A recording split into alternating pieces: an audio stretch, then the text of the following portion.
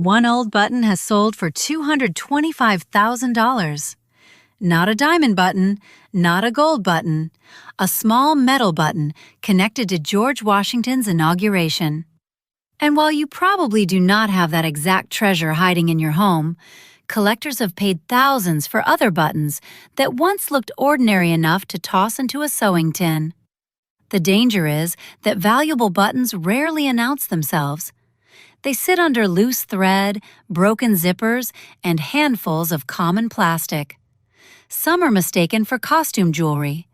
Others remain sewn onto coats nobody has opened in 40 years. So before you donate Grandma's button jar or throw away an old military uniform, take a closer look.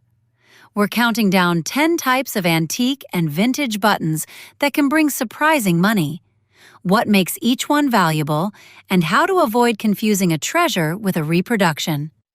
And stay with me until number 1, because that category contains some of the most frequently misidentified buttons in America. Number 10. Celluloid pictorial buttons.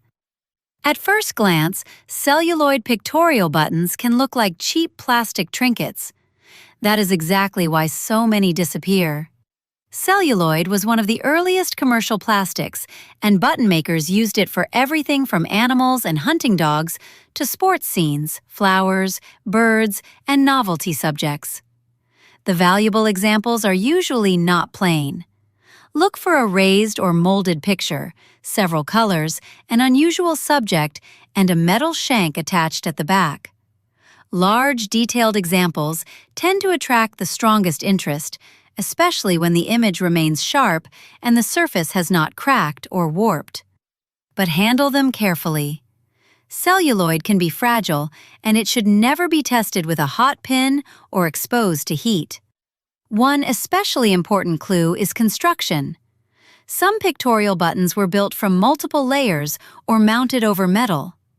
Turn the button sideways and inspect the edge. A layered construction can reveal far more than the front. Collectors also care about subject matter. Hunting scenes, realistic animals, patriotic images, and unusual occupations can be more desirable than ordinary floral designs. Do not clean one aggressively. Water, solvents, and polish can damage the finish or loosen the layers.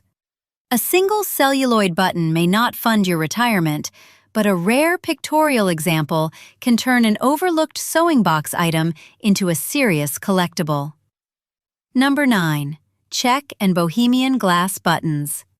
The next group often hides in plain sight because people mistake them for beads or costume jewelry parts. Czech and Bohemian glass buttons are known for molded patterns, metallic finishes, iridescent surfaces, colored foils, and brilliant stones. Many were produced around Jablonec, a region famous for glass and jewelry manufacturing. The examples collectors notice first often have depth. Tilt the button under soft light. Does the color seem to glow from inside? Does the surface shift from blue to violet, copper, or green? That appearance may come from foil, metallic coating, or carefully molded glass rather than ordinary paint. Buttons, sometimes described by sellers as dragon's breath, have a fiery blue or purple flash within the glass. The term is used loosely, so the name alone does not prove age or value. Construction matters more. Inspect the back. Vintage examples may have a self-shank formed from the glass or a metal attachment embedded into it. Look for honest age, stable wear, and consistent manufacturing, rather than an artificially darkened back. Rare shapes, detailed molds, and matched sets can command stronger prices than common singles. In 2026, a specialist auction offered groups of Czech glass buttons with estimates ranging from hundreds to more than $1,000, depending on size, condition, and complexity. But remember, those were groups, not guaranteed prices for every button. If you discover one, do not scrape the metallic finish. That so-called tarnish may be part of the original decoration. Number 8. Carved mother-of-pearl buttons. Mother-of-pearl buttons are common. Exceptional carved mother-of-pearl buttons are not. The difference is visible when you move them in the light. Real shell has a deep, shifting iridescence. The glow appears to move beneath the surface rather than sitting on top like paint. Large buttons carved with flowers, geometric patterns, crests, or realistic images were often made for cloaks, formal garments, or luxury clothing. Some were produced from white pearl shell. Others used darker or more colorful materials, including abalone and black lip shell. Turn the button over. Natural shell may show subtle color variation, growth lines, or an uneven back. Perfectly uniform plastic copies often look too smooth and too consistent. Size matters here. Large carved examples generally required more material and more labor, especially if the design was deeply cut. Condition matters even more. Check the holes and edges for chips. Look for cracks that travel through the shell. A dramatic carving can lose much of its value if the button is fractured. And resist the temptation to whiten or polish it. Collectors often prefer an undamaged original surface to a bright but over-cleaned one. The strongest carved shell buttons may sell individually or as part of carefully assembled collector cards.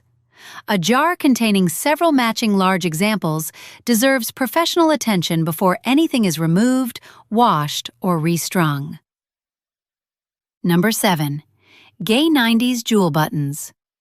Button collectors use the phrase gay 90s for ornate buttons associated with the late 19th century, especially the 1890s. These are the buttons that look like miniature brooches. Expect brass, silver-colored metal, pierced designs, scrolling patterns, raised borders, and imitation jewels made from glass or paste.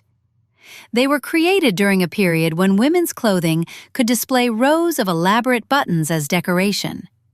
The button was not merely functional, it was jewelry for the garment. The most desirable examples often combine an ornate metal setting with unusual colored stones, intact loops, and strong three-dimensional design. But missing stones are common, and replacements can be difficult to detect. Use magnification. Check whether the settings holding the stones show consistent age. A bright new stone inside a worn old mount may indicate repair. Also, inspect the shank. A genuine period attachment should make sense for the button's construction. Fresh solder, modern glue, or a newly added loop can reduce collector interest. Sets are particularly important.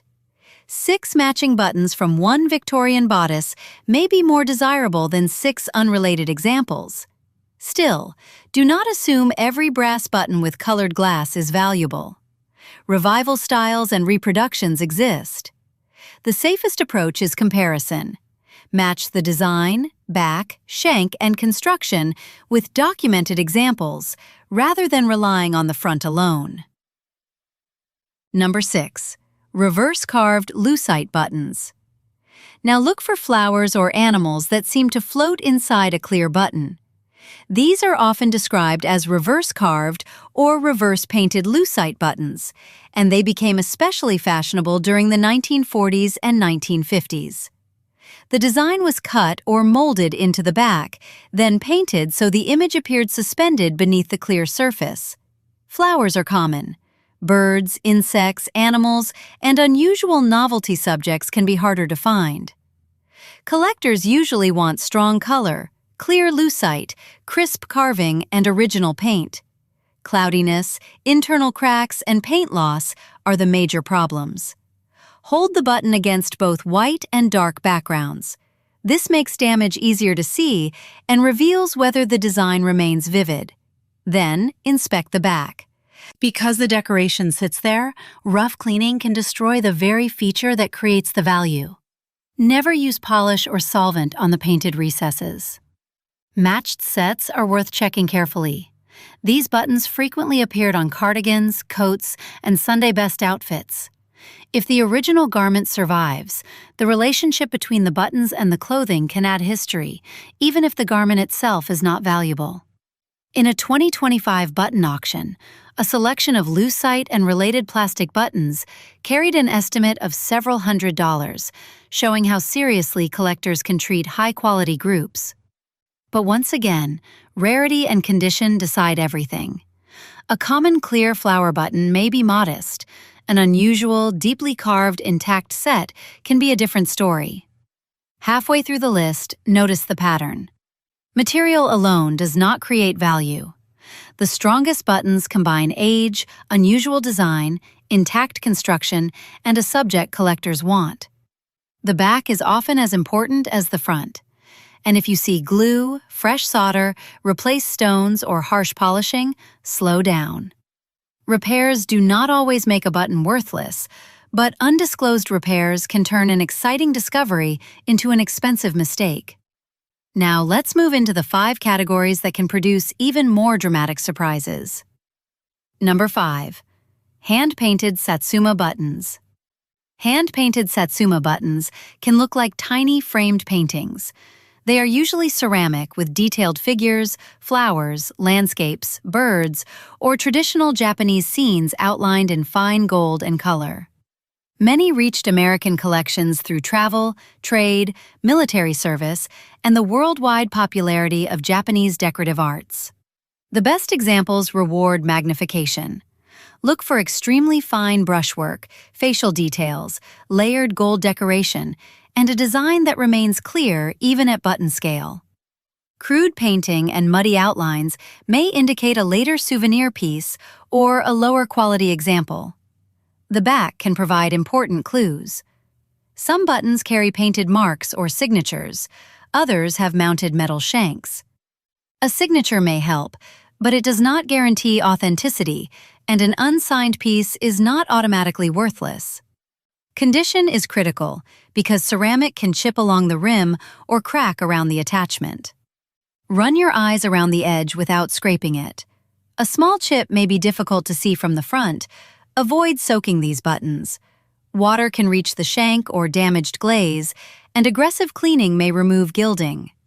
Rare subjects, large sizes, strong detail, and matching sets tend to attract the most attention. Collectors have paid hundreds of dollars for notable groups, while more ordinary examples can sell for far less. If a button looks like a miniature Japanese painting, do not toss it into a mixed craft lot until someone knowledgeable has examined both sides. Number 4. Vintage designer logo buttons. Designer logo buttons are probably the category most likely to create instant excitement and instant disappointment. Vintage Chanel and Dior buttons can sell individually, particularly when they are large, distinctive, and clearly linked to an authentic garment. People often saved them after a jacket or dress wore out, which explains why loose examples appear in jewelry boxes and sewing tins. For Chanel, familiar motifs include the interlocking double C, lions, chains, quilted patterns, stars, perfume imagery, and other house symbols. Dior buttons may carry a name, initials, decorative crest, or design associated with a specific collection. But logo buttons are heavily reproduced. A convincing front is not enough. Check the back for construction, markings, finish, and wear. Compare the button with authenticated examples from the same period. Ask whether the metal, typography, and attachment look consistent with a real garment component. And be careful with internet claims. A high asking price is not the same as a completed sale. In 2024, a lot containing 23 vintage Chanel buttons sold for €512 at the Dorotheum Auction House. That result shows there is genuine collector demand, but it does not mean every loose double C button is worth the same amount. Provenance can make a major difference. A button still attached to a damaged authenticated jacket or accompanied by labels and photographs is easier to evaluate than a mystery button purchased online. Never remove designer buttons from an intact vintage garment until you know whether the complete garment is worth more. Number 3. Bakelite apple juice and polka dot buttons. Bakelite remains one of the most recognizable names in vintage plastics, but not everything called Bakelite is actually Bakelite. Collectors look for unusual colors, deep carving, laminated construction, embedded designs, rare shapes, and techniques such as polka dot inlay. Apple juice bakelite is translucent, often amber, yellow, or warm honey-colored. When held to the light, it can have a glowing depth that resembles clarified apple juice.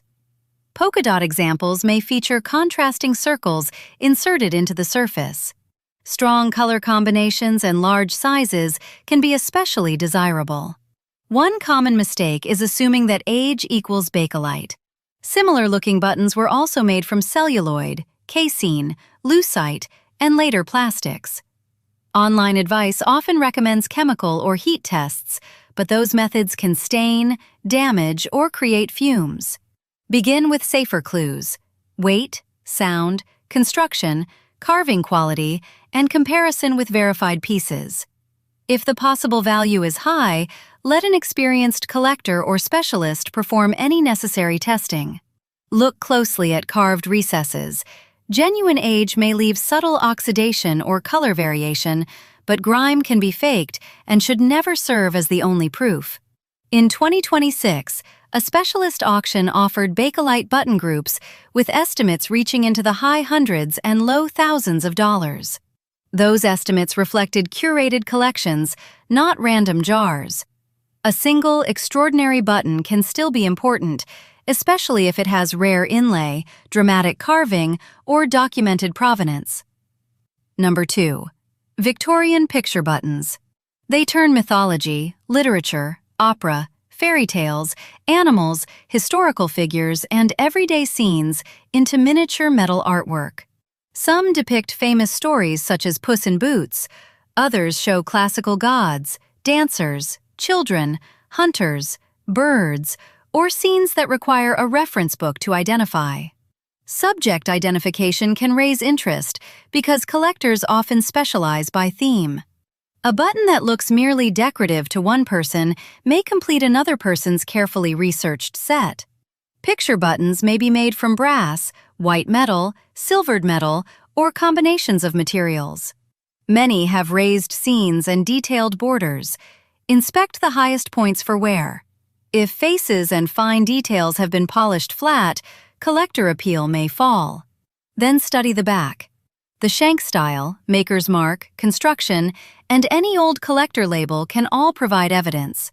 Matching sets are valuable, but single, rare subjects can also attract strong competition. A historical sale helps show the upper end. In 2007, an 18th-century silver button depicting the Liberty Tree sold for more than $12,000. That was an exceptional early American button, not a typical Victorian example, but it proves that serious collectors will pay substantial sums when history, rarity, and imagery come together. If you find a detailed picture button, photograph it under angled light. Shadows can reveal the scene. Then search by subject, material, size, and back construction, not merely by the phrase, "old metal button." Number 1. Civil War uniform buttons. These are among the most sought-after and most frequently misidentified buttons in the American market. Collectors search for Confederate buttons marked with CS, state seals, military symbols, and back marks linked to known manufacturers. Union buttons, officer buttons, artillery designs, and state militia buttons also have active collector markets. But this field is filled with reproductions, fantasy designs, altered backs, and buttons assembled from unrelated parts. A dark surface does not prove age. Dirt does not prove battlefield origin. And a Confederate symbol does not automatically make a button authentic. Start with the front design. Is it a documented pattern? Then inspect the back. The maker's mark, lettering style, shank construction, and metal must agree with the supposed period. Experienced specialists also examine manufacturing details that casual buyers miss, including how the shell and back were joined. Provenance matters enormously. A button recovered with reliable documentation, passed down with a named soldier's uniform, or held in an old collection, carries stronger evidence than one accompanied only by a dramatic story. Auction results show how wide the range can be. A Confederate Texas officer's button sold for over $11,000 in 2008. In 2016, a Confederate button associated with the Pennsylvania coat sold for $32,000. These were exceptional pieces with rarity and historical significance. More common Civil War-era buttons may be worth far less, and reproductions may have little collector value.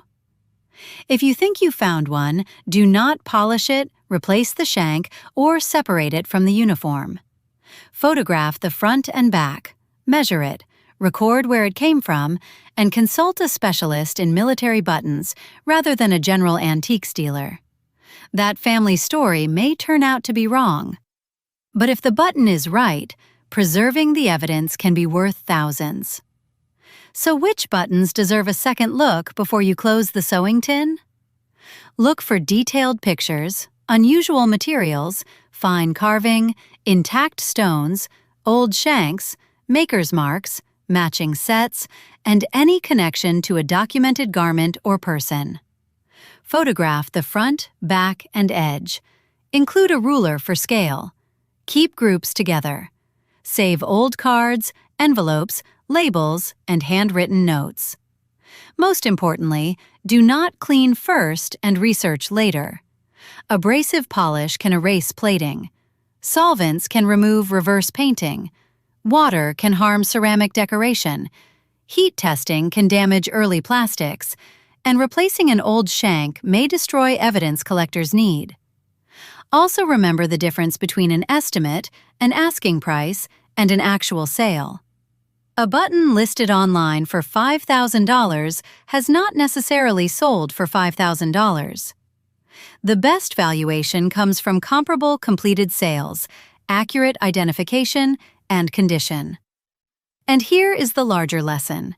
The most valuable button in a jar may not be the brightest, the largest, or the one that looks like gold. It may be the dark metal button with a rare back mark, the translucent piece everyone assumed was plastic, or the tiny painted ceramic button wrapped in old tissue. Before you donate an inherited sewing box, check it carefully. Because history is sometimes preserved in museums, and sometimes it is waiting at the bottom of Grandma's button jar.